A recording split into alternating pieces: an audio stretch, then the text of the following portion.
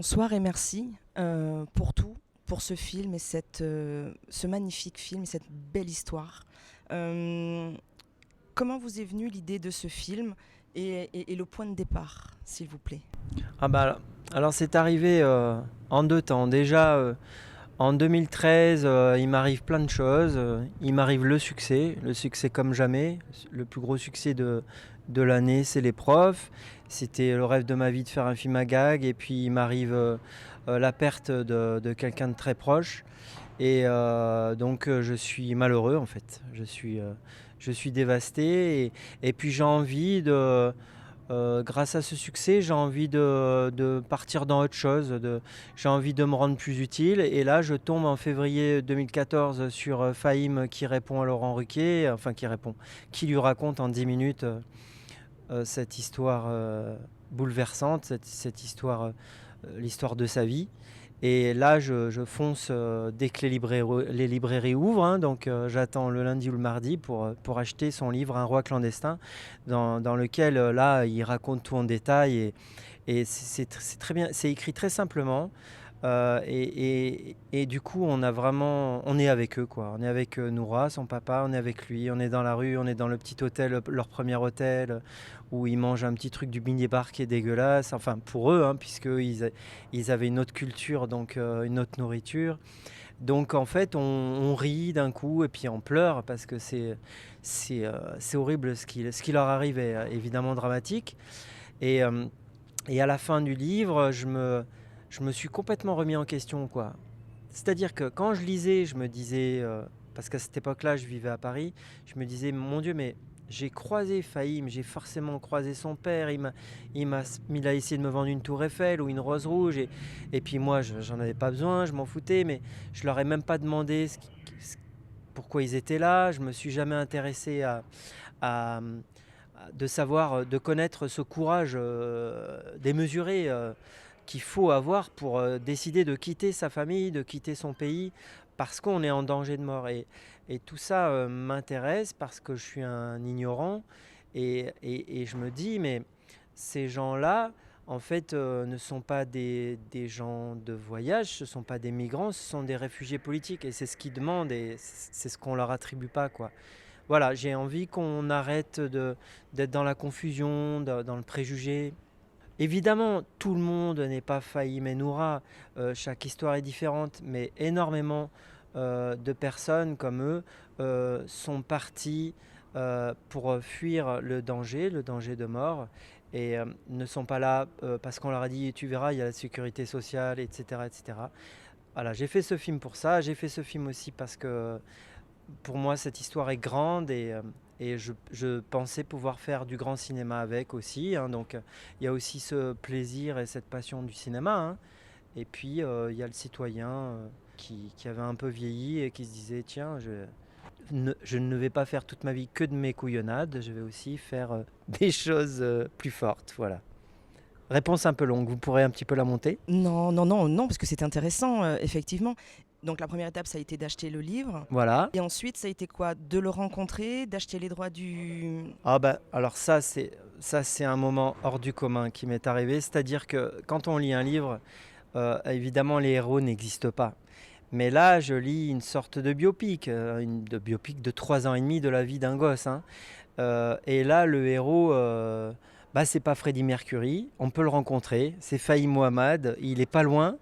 Il est, je crois, à Montbéliard, en train de faire les championnats de France. Et là, on prend le train avec le producteur qui était bouleversé comme moi par cette histoire. Il avait d'ailleurs acheté les droits du livre.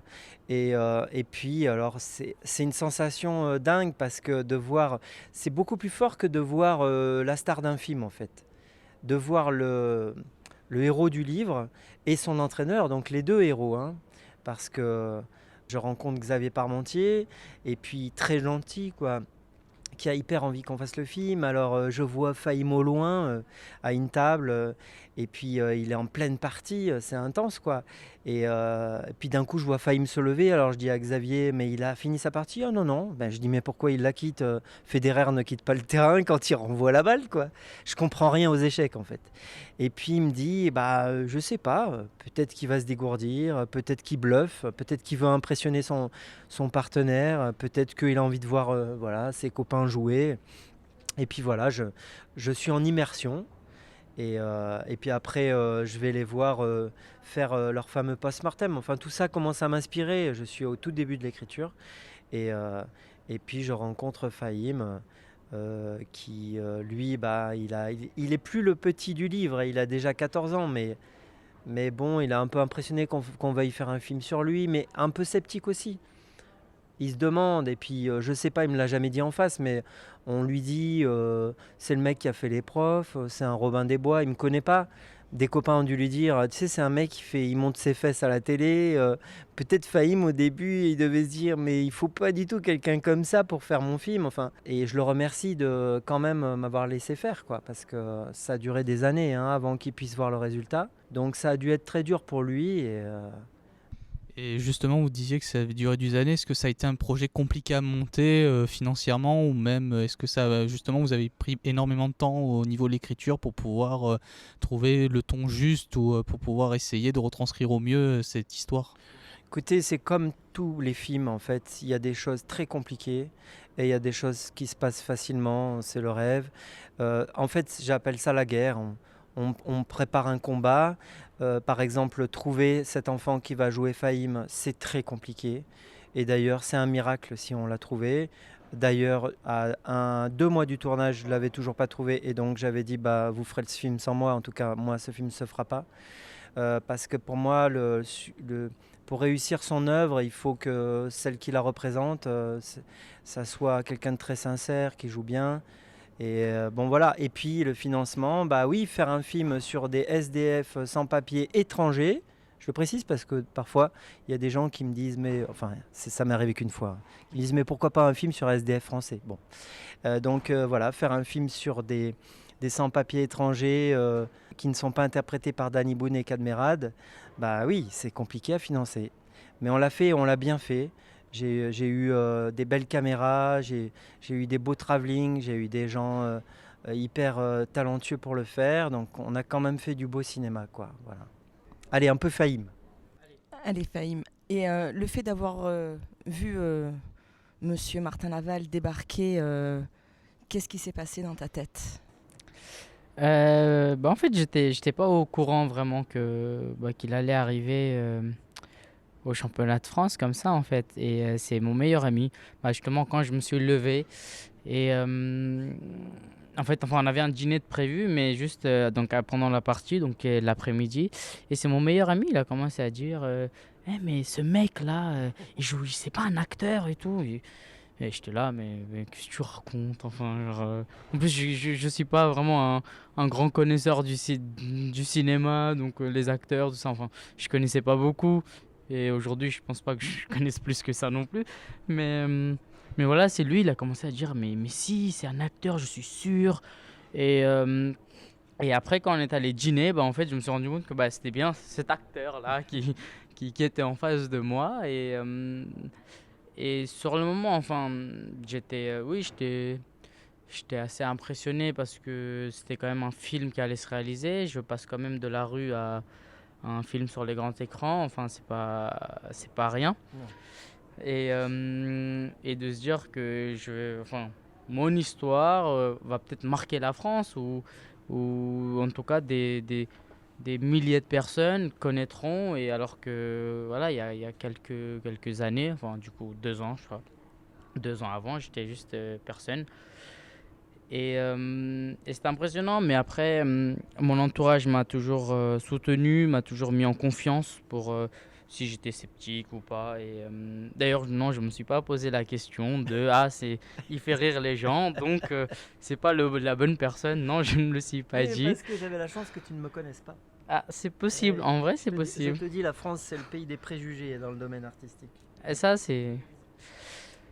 Et du coup, voilà, enfin, mon entraîneur, il était aussi très enthousiasmé, enfin, il était très enthousiaste à Ouais. l'idée de faire ce film et ça ne pouvait que me mettre en confiance parce que lui, en revanche, était un très gros connaisseur. Il regardait beaucoup de films, beaucoup, il était très cultivé, machin. Et donc, et même, il voulait aussi faire le film pour dénoncer des choses et du coup, enfin, non seulement je voulais le faire, mais de savoir qu'il voulait le faire aussi, ça m'a mis en confiance et j'étais donc d'autant plus partant. Et ta famille, quel, quel regard ils ont eu par rapport à cette démarche-là?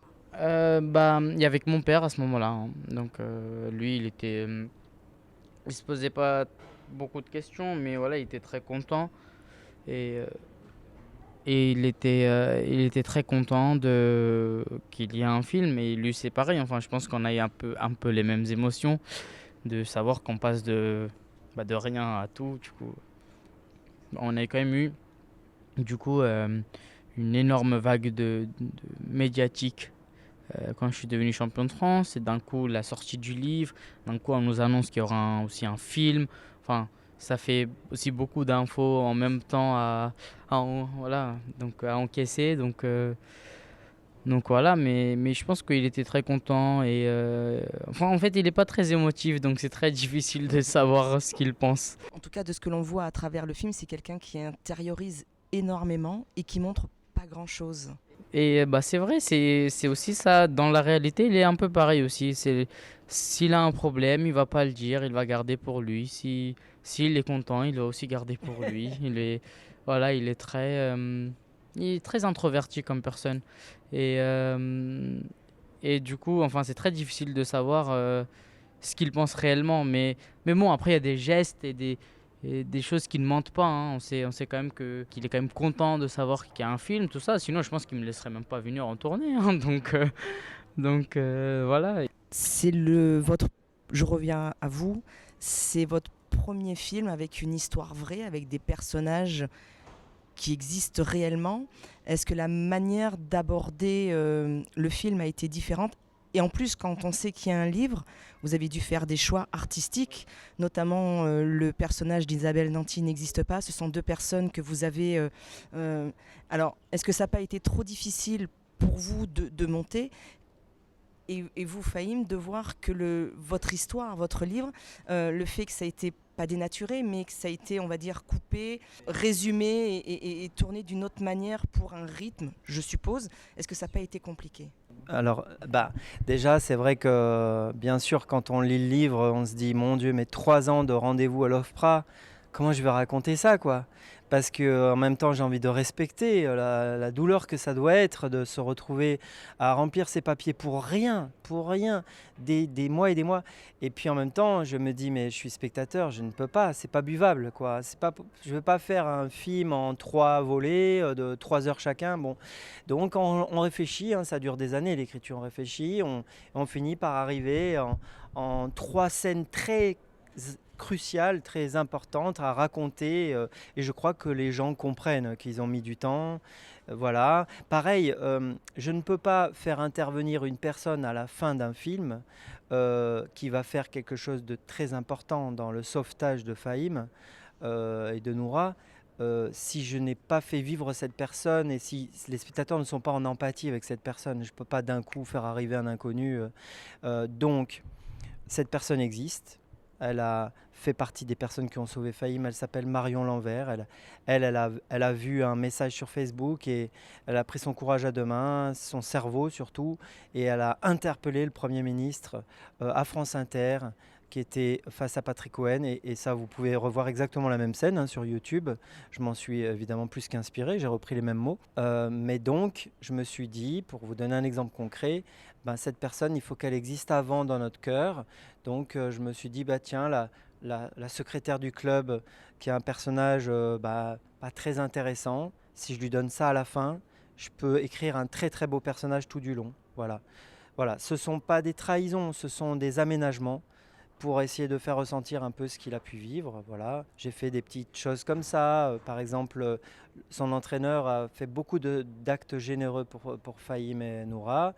Et c'est pas que je les ai résumés, mais j'ai pas tout raconté. Il y a des choses qui resteront dans leur cœur. Mettons qu'il lui a ouvert la porte d'un endroit pour l'héberger. Et moi, j'ai transposer cet endroit ailleurs, voilà, des petites choses comme ça. Bon, bah, ça a été sans arrêt, sans arrêt. Mais il y a des moments complètement exacts. Par exemple, quand Fahim arrive un petit peu en retard au club, voilà, que Depardieu lui ferme la porte. Ça, c'est un moment qui m'a vraiment frappé. Je sais plus s'il m'a fait rire ou pleurer, tellement c'est dingue. Ce passage, bah, on l'a fait avec Depardieu, on s'est éclaté. Voilà, il y a ces histoires de retard. Il y a plein de choses comme ça qui sont dans le livre où je me suis régalé à les reprendre, quoi. Allez, on va laisser à la vision de Fahim maintenant. Oui, c'est vrai que, enfin, la première fois avant de regarder le film, on s'attend à, on a beaucoup d'appréhension parce que je sais que quelque part, bah, ça va être ma vie qui va être redessinée, enfin, qui sera. Donc c'est compliqué d'aborder ça, enfin sereinement du moins. Mais ouais, j'étais aussi conscient de tout le long du truc que voilà, c'est 3 ans d'histoire, mais que c'est 1h30, 1h45 de film. Donc j'étais déjà préparé dans ma tête à ce que tout ne sera pas pareil, que tout ne peut pas être exact. Et c'est complètement normal. Et, euh, et en tout cas, c'est vrai que enfin, je savais qu'il y avait aussi donc, le personnage d'Isabelle qui était entre guillemets inventé, mais en réalité, en fait, c'est un mélange de 2 personnes. Ouais, c'est un mélange de Hélène Gelin, donc qui est présidente du club d'échecs de Créteil, et Isabelle Guérin, elle était donc présidente des parents d'élèves, enfin l'association des parents d'élèves. Et encore aujourd'hui, en fait, elle nous aide à faire nos papiers, à nous faire donc pour mon père. Et une troisième personne, Marion Lambert. Oui, Ça mélange et ça pas. c'est donc à la fin. Donc à la fin, c'est aussi Marion Lanvert, mais tout le début, donc tout le côté administratif et l'accueil, tout ça, en fait, finalement, c'est un mélange de plusieurs personnes, mais donc qui est inventé, mais qui a réellement existé, mais voilà, en trois corps. Et ton ressenti quand tu as vu le film par rapport à ce que tu as vécu, comment tu l'as... Bah, déjà, j'avais des attentes par rapport au film, bien sûr, parce que c'est une histoire. J'avais hâte de voir comment il allait retransformer un petit peu le livre. Et donc, mes attentes, c'était un peu voilà, que ça dénonce un petit peu la situation des immigrés, surtout leur cas, en fait, comment ils vivaient pour qu'il y ait une prise de conscience qu'ils ne sont pas là pour le plaisir. Et voilà, on est juste là pour notre survie. Et donc ça, je pense que enfin, c'est très respecté, je pense que vous pouvez le confirmer. Et aussi, enfin, de voir qu'il y avait un côté drôle, qu'il y avait un côté un peu plus dur, tout ça. Et ce sont des choses plutôt réelles, enfin, peut-être pas les situations exactes, mais les émotions sont réelles. Et donc j'ai été très agréablement surpris du film. Et je trouve que les acteurs, ils sont mais incroyables. Notamment Mizanour. Ouais, il est... et c'est vrai que enfin, déjà d'apparence, donc, quand mon père était 10 ans plus tôt, il était un peu plus jeune, il avait cette moustache, il était pareil. Et en plus, je trouve que pour un entre guillemets, amateur, il joue mais d'une manière incroyable. C'est vrai que je me reconnais un peu moins dans celui qui joue mon personnage, Eh oui. mais voilà, ça c'est normal. Mais surtout, les acteurs, je les ai trouvés vraiment incroyables. C'est formidable, tu me fais mes transitions, parce que j'allais parler des acteurs. Je vais revenir à Monsieur Martin Laval. Quand on écrit comme ça une histoire, c'est vrai on imagine, je pense, les acteurs. Alors je ne parle pas des non professionnels qui sont d'une justesse, même le petit qui joue le rôle de famille. Mais comment on arrive à faire dire oui à Monsieur Gérard Depardieu? Je suis une grande fan de cet acteur, et à Madame Isabelle Nanty. Eh ben, comment on arrive à faire dire oui à Depardieu? Je vais partager ce succès-là avec mes co-auteurs. C'est-à-dire qu'avec Thibaut Vanul, Philippe Elnaud, on écrit pendant 5 ans presque. Enfin, pas tous les jours, hein, on a fait d'autres choses, mais on écrit l'adaptation. Et puis un jour, c'était le 19 décembre, j'envoie le scénario à l'agent de Depardieu parce que depuis que j'ai rencontré Xavier Parmentier, pour moi, il n'y a que Depardieu. D'ailleurs, D'ailleurs, je pense pas une seconde qu'il va refuser, parce que s'il refuse, pour moi, je dis pas que je fais pas le film, mais c'est la catastrophe, quoi. Parce que physiquement, c'est vrai qu'ils sont c'est assez proche. Oui, oui, oui, oui. Il y a vraiment j'en suis convaincu. Et donc, le 19 décembre, 2 jours après, l'agent me rappelle et je lui dis, et il me dit, j'ai adoré. Et je lui dis, bah, ne donnez pas ce que vous avez lu à Depardieu parce que c'était mal écrit. On est en train de vous préparer un truc beaucoup mieux là et plus court. Et il dit trop tard, je l'ai envoyé là. Donc, bon, bah là, je flippe parce que je suis pas très content. Je me disais, l'agent, au moins, il aura un petit peu des clés, il aura un peu l'histoire et tout. Mais là, je me dis, merde. Bon. Et puis, bon, 2 jours après encore. Donc, c'est ça. J'ai pas souffert longtemps, hein. Juste avant Noël, Depardieu offre ce cadeau de dire qu'il le fait, quoi. Mais il me le dit pas à moi. Donc, moi, j'y crois pas. J'y crois pas une seconde. Je me dis, c'est pas possible. Le producteur me dit, mais si, il a l'agent le plus connu de France. Donc, il va pas nous raconter des conneries. Mais moi, je le vois pas, donc j'y crois pas, quoi. Donc au début, je me dis, c'est sûr qu'il va dire oui, parce que je connais Depardieu, j'ai lu ses livres. Je sens ça va le toucher, quoi. C'est un citoyen du monde, ce petit musulman. Enfin, pardon de préciser, mais Depardieu, il a voulu être musulman, il l'a été. Enfin, voilà, il s'est ouvert aussi à cette religion. Il y a plein de choses. Mais par contre, quand il a dit oui, là, j'y croyais plus. Il a fallu que je le voie en vrai. Voilà. Il a fallu que je le voie en vrai. Et Madame Isabelle Nanty. Et alors, Isabelle Nanty, bon, c'est différent. C'est un peu le contraire. C'est Isabelle Nanty, je suis devant la page blanche. Elle n'est pas complètement blanche. J'ai l'histoire de Fahim, mais il n'y a pas de personnage pour elle. Et je me dis, mon Dieu, mais comment je peux faire un film sans Isabelle, quoi? C'est pas possible. Et donc est venue cette idée de rassembler 3 personnages de la vie de Fahim en un pour en faire un vrai beau personnage, parce qu'elle le mérite. Elle n'est pas là pour me faire plaisir. Et même s'il y a une amitié forte entre nous, voilà. Donc elle est choisie depuis le début. Je vais rester un petit peu sur les acteurs. Bah, c'est un film d'acteur, hein, c'est clair. Voilà. En plus, ce sont des personnages très bien écrits qui sont interprétés d'une manière assez éblouissante. Il paraît que sur un tournage, ce qui est plus compliqué, ce sont les enfants. Là, vous avez la barrière de la langue et vous avez des acteurs professionnels quand même d'un certain niveau. Je ne dis pas que les autres sont moins bons, mais vous avez deux... Bah, on peut dire la vérité, c'est pas un certain niveau. Depardieu, c'est un génie. Enfin, c'est pas moi qui le dis, c'est le plus grand acteur au monde. Enfin, c'est le Graal des acteurs. Pour moi, c'est le... Voilà. Et en face, vous avez des acteurs non professionnels. Comment vous avez réussi à faire... Parce que là, vous avez quand même... Après, il y a les animaux. Bon, vous n'avez pas les animaux, mais vous avez quand même 3 facteurs très compliqués à gérer. La question, c'est comment vous avez réussi avec brio. Vous avez raison, vous savez, dans le cinéma, mais ça fait un siècle qu'on dit ça. Si tu veux faire un film, surtout pas d'enfants, pas d'animaux. Voilà. Moi, j'ai merdé... parce que mon premier film, c'était un gosse et un pingouin. Bon, mais vous savez, Depardieu, c'est un enfant, hein. Donc, ah oui, eh oui, eh oui. Donc, ça se gère aussi, ça. Pendant le film qu'on a vu ce matin, il y a eu une étincelle. On voyait vraiment du plaisir de le voir jouer, de donner la réplique avec des enfants. On sent qu'il y avait une stimulation qu'on ne peut pas inventer. Enfin, c'est ce que j'ai ressenti, moi. Un plaisir immense. Moi, j'étais au spectacle de voir... après, je vais répondre à votre question, mais comme là, on fait une petite truc sur Depardieu, on est là, on peut parler d'Hiroshima, on peut parler du fait qu'il vient de péter, par exemple, et puis d'un coup, je dis action. Parce que Depardieu est comme un cheval de course, très impatient. Lui, ce qu'il veut, c'est que je dise action. Et là, quand je dis action, c'est époustouflant, quoi. D'ailleurs, ce que vous voyez dans le film, ce sont toutes ses premières prises, hein.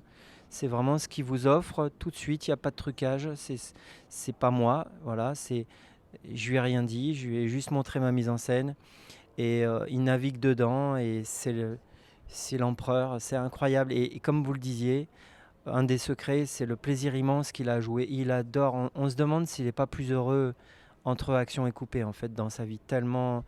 Ah oui, c'est fou il est transformé et puis il est très humble parce que quand je dis couper, d'ailleurs j'ai du mal, hein, parce que couper Depardieu, waouh, il faut avoir un certain courage et je vous cache pas que je coupais rarement quand il fallait couper, mais ça m'a offert des grands moments qu'il y a dans le film, des moments d'impro d'ailleurs. parce que je coupais pas et parfois il était dérouté et du coup il s'est passé des choses. Bon bref, et donc comment on fait? Bon, alors comment on fait? Eh bien déjà j'ai choisi un directeur de casting, celui qu'il fallait, Mohamed Belhamar et ses collaboratrices qui eux sont des gens qui vont sur le terrain, qui vont me trouver ces enfants. Ils m'ont fait rencontrer beaucoup d'enfants et la plupart récitaient. Donc là, ça s'arrête tout de suite, hein. Moi, je ne peux pas d'un coup leur apprendre le métier. Un enfant qui récite, c'est pas possible. On ne pourra pas sur le tournage. Voilà. Et puis d'un coup, je rencontre un groupe d'enfants comme ça, enfin des enfants que je pioche et qui ont une nature comme ça. Et moi, je ne pourrais pas l'inventer leur nature. Et il faut qu'il y ait des caractères comme ça. Et je les mets ensemble, tous mes préférés. Et il se trouve qu'il n'y a pas la guerre entre eux, au contraire, l'amitié, la joie, ça les amuse d'improviser. Et donc je commence à les choisir dans ma tête, mais je me dis, il faut maintenant que je leur fasse passer une étape. Parce que s'ils me passent cette étape, c'est gagné. Donc j'avais fait l'étape de la comédie, ils me faisaient rire, ils étaient sincères. Et d'un coup, je leur ai dit, bon bah là, vous voyez que votre petit Fahim, là, votre copain, bah, que vous voyez qu'en classe, bah, vous rendez compte là, allez, je claque des doigts, vous vous rendez compte qu'il dort dans la rue. Voilà. Et là, bah, j'ai vu ceux qui trichaient et ceux qui restaient vrais. Donc voilà, j'ai trouvé ces enfants comme ça et toujours dans la vérité. Et quand vous me dites, oui, mais comment vous avez fait pour mixer tout ça? Parce qu'on met des monstres sacrés face à ces gens qui voulaient même pas être acteurs. Eh bien, en fait, j'ai voulu faire un conte qui soit à la fois un documentaire, c'est-à-dire qui ait la puissance de la sincérité des documentaires, puisque un documentaire, par définition, ce sont sont pas des acteurs, ce sont des gens à qui ça arrive en vrai. Et puis un conte, parce que je voulais que ça soit graphique. Je me dis, mince, ça coûte cher une place de cinéma, je veux que ça soit beau, que ça soit grand. Et donc les acteurs ne jouent pas. Donc du non-jeu. Donc Isabelle Nanty, qui dans les profs va être cette prof d'anglais tyrannique, qui parle pas mieux anglais que moi, et qui tabasse ses élèves à coups de craie, et qui a l'air complètement timbré, et qui en fait des caisses, de la bonne caisse, hein, comme De Funès pouvait faire. Et bah d'un coup, bah non, il n'y a pas de prof, il n'y a pas de rôle. C'est Isabelle Nanty, je veux te voir toi. Isabelle Nanty en secrétaire du club. Et elle a très bien compris ce que je voulais, et surtout quand elle a eu Misanour en face d'elle. Elle a eu le déclic, quoi. Elle a dit, ah oui, d'accord. Parce que Misanour, c'était pas Noura.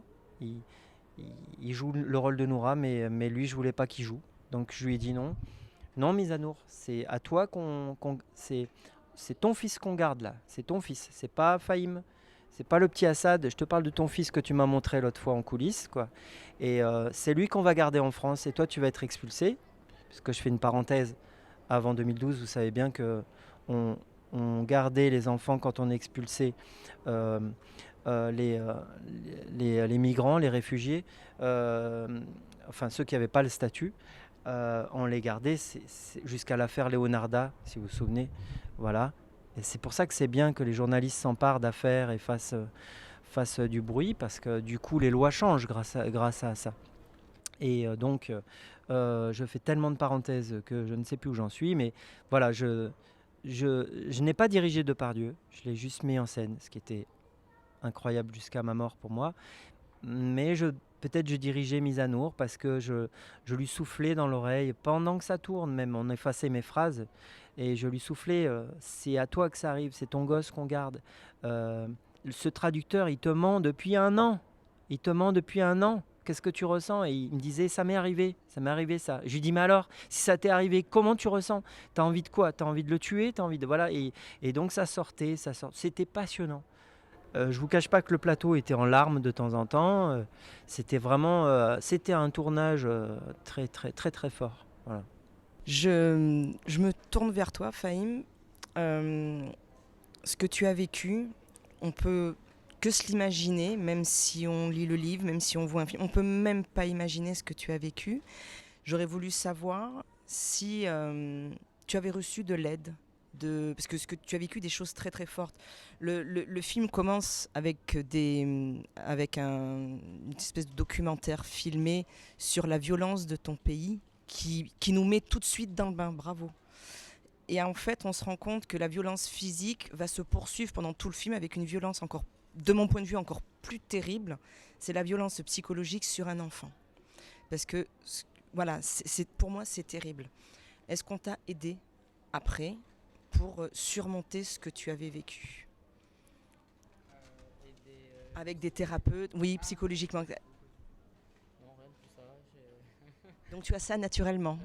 Bravo. Je sais pas si c'est naturel, mais. Aider psychologiquement? Ah non, pas du tout, pas du tout.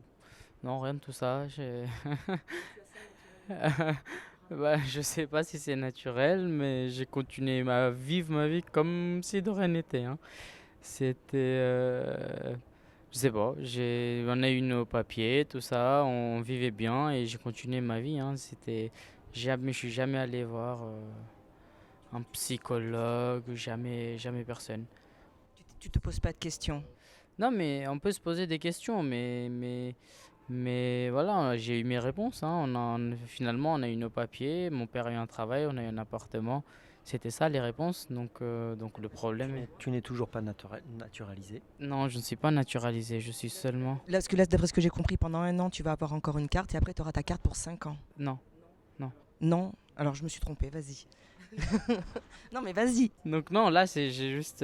donc là, chaque année, je dois renouveler mon titre de séjour et je vais faire ma demande de naturalisation, là, dans les jours à venir, là, dans la semaine, dans les 2 semaines à venir, normalement avant septembre. Mais c'est très difficile de rassembler tous les papiers.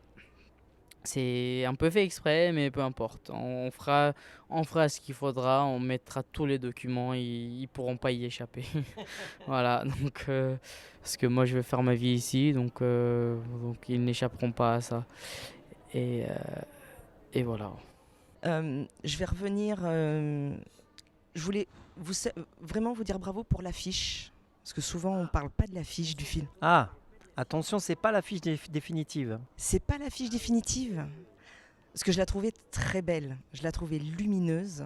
Elle est très belle, mais je regrette que 2 des 4 rôles principaux ne soient pas sur l'affiche, quoi. Voilà. C'est vrai que je la trouve jolie. D'ailleurs, je l'ai faite, hein, avec le photographe. J'étais sur le tournage, mais j'ai la chance que voilà, notre plus grand acteur, c'est notre patrimoine, Gérard Depardieu, et Isabelle Nanty, qui est bouleversante à la fin du film, qui a compté, puisqu'on l'a dit tout à l'heure, elle représente plusieurs personnes qui ont aidé Fahim, ne soit pas sur l'affiche. Je me mets à la place d'une famille qui va venir dans un multiplex ou dans sa petite ville, dans son petit cinéma, un samedi après-midi, et qui va tomber sur l'affiche sans savoir qu'il y a quand même Depardieu et Nanty. Voilà, bon, après, attention, on est en train de travailler là-dessus. On prendra l'affiche qui nous plaît le plus. Voilà. C'était juste pour vous dire que moi, l'affiche me plaisait vraiment beaucoup. Parce que ce côté solaire, donc le film va sortir le 16 octobre. Et donc, ce sera en plein automne. Je trouve cette affiche solaire, ce père et son fils qui part vers un futur meilleur, mais flou encore, très incertain. Je trouve qu'elle véhicule, de mon point de vue, encore une fois, très, très solaire. Et alors, c'est vrai que maintenant que vous me le dites, c'est vrai qu'on ne voit pas Isabelle Nanty ni Gérard Depardieu, mais ça ne m'a pas dérangé parce que c'est écrit quand même dessus et j'espère que les gens savent lire. Pour cette affiche qui n'est pas encore peut-être la définitive, je voulais vous remercier parce qu'elle fait passer vraiment un beau message, de mon point de vue. Non, mais moi, vous savez, je ne suis pas la bonne personne pour parler de tout ça parce que déjà, j'ai fait mon film. Après, moi, j'ai peur parce qu'évidemment, je veux qu'il soit vu. Et je me dis, il y a quand même, la France, elle est parfois partagée en 2. Il y a des gens qui, malheureusement, vont voir un prénom comme ça, qui est pas le prénom de leurs cousins ou de leurs enfants, c'est Fahim. Ils vont voir 200 papiers comme ça sur une affiche. Voilà. Est-ce que ça suffit pour qu'ils comprennent que ce film est très fort et drôle et déchirant? Voilà, je sais pas. Bon, on verra. Écoutez, moi, je suis pas un afficheur. Déjà, je dessine très mal. Je suis un gaucher. Donc vous êtes parfait, on est bien d'accord. Enfin, en tout cas, de notre point de vue, c'est un gros coup de cœur. Vous avez réussi à faire passer votre message, je vous le garantis. Je suis en colère, même si je remercie l'État français pour certaines choses, je suis très en colère. sur certains points. Ce que tu as vécu, Fahim, ça me bouleverse, vraiment. Et puis ce qui est bouleversant, c'est qu'il y en a des tas d'autres de Fahim, voilà. Mais qui ne seront pas champions comme lui. Alors la question qu'on peut se poser, c'est que qu'est-ce qui se serait passé si tu n'avais pas été champion? Bah, c'est exactement la question qu'on pose à la fin du livre et on ne sait toujours pas, hein. Donc voilà, c'est la question à la fin du livre. Merci d'avoir été un champion. Bah, En tout cas, merci beaucoup d'avoir pris du temps. Merci pour ce magnifique film qui tranche vraiment avec les précédentes réalisations. Bah oui, mais là j'ai été porté par l'histoire de Fahim, donc je ne pensais qu'à une chose, jamais le décevoir et, euh, et que ça soit fort parce qu'en fait on n'a pas le droit, en fait il y a des films qu'on n'a pas le droit, on n'a pas le droit d'escamoter. On peut se planter, mais quand on raconte l'histoire de Fahim, on n'a pas le droit en fait. Et je me suis pas laissé le droit. Voilà.